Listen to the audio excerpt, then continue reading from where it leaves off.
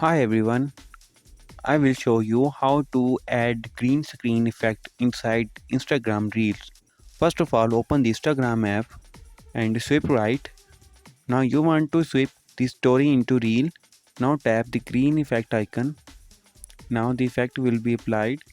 If you need to change the background, then tap the change background option. If you need the picture in your gallery, then tap the camera roll and you can take any picture which you like. If there is a problem with this video, so ask in the comment.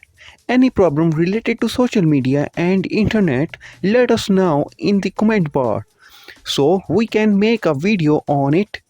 Please like this video and press the bell icon for any update.